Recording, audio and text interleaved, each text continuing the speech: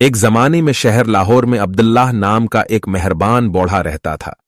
وہ اپنی گرم مسکراہٹ، نرم طبیعت اور جادوئی کھانیوں سے بھری ایک بیگ کے لیے پوری محلی میں جانا جاتا تھا، جسے وہ ہر شام بچوں کے ساتھ بانٹتا تھا۔ ایک دن جب سورج غروب ہو رہا تھا، شوقین بچوں کا ایک گروہ عبداللہ کی گرد جمع ہو گیا، جو اس کی مشہور کہانیاں سننے کے لیے بےتاب تھا۔ اس نے ان کے متوقع چہروں کی طرف دیکھا اور کہا، آج رات میرے پیارے بچوں، میں تمہیں بچوں کے لیے کہانیاں سناؤں گا۔ کہانی کا آغاز علی نام کی ایک چھوٹی سے لڑکی سے ہوا، جو سرسبز و شاداب کھیتوں کے درمیان بسی ایک چھوٹی سے گاؤں میں رہتا تھا۔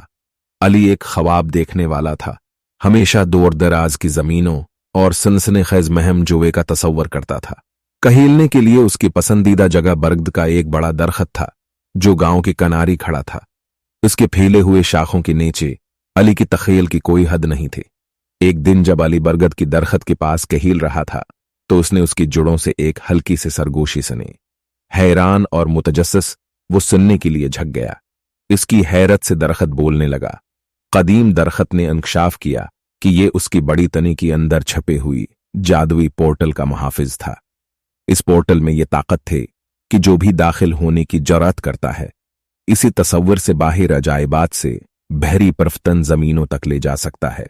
درخت کی آواز نرم اور دعوت دینے والی تھی، اور اس نے علی کو جادو کے دائروں کو تلاش کرنے کا اشارہ کیا۔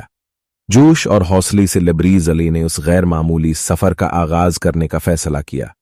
اس نے پورٹل کے ذریعے قدم رکھا اور خود کو بات کرنے والے جانوروں، پریوں اور رنگین مخلوق کی سرزمین میں پایا۔ اس نے اٹھایا ہر قدم اسے نئی مہم جوئی اور زندگی کی قیمتی اسباق کی طرف لے گیا۔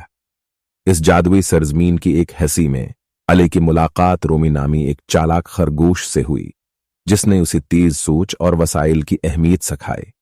ایک اور دائری میں اس کا سامنا ایک عقلمند بوڑھی الو سے ہوا، جسے عمر کہتے ہیں، جس نے علم اور حکمت کی قدر پر زور دیا۔ ہر تصادم نے علی کو قیمتی سبق سکھایا، جو اس نے اپنی دل میں لے لیا۔ جب اس نے اپنا سفر جاری رکھا تو علی نے ایک ویران جزیرے پر ٹھوکر کھائی، جہاں اس کی ملاقات جمال نامی اکیلی اور اداس جن سے ہوئی۔ اپنی ہمدرد طبیعت کے ساتھ علی نے جمال سے دوستی کی اور اس کی زندگی میں ایک بار پھر خوشی حاصل کرنے میں مدد کی۔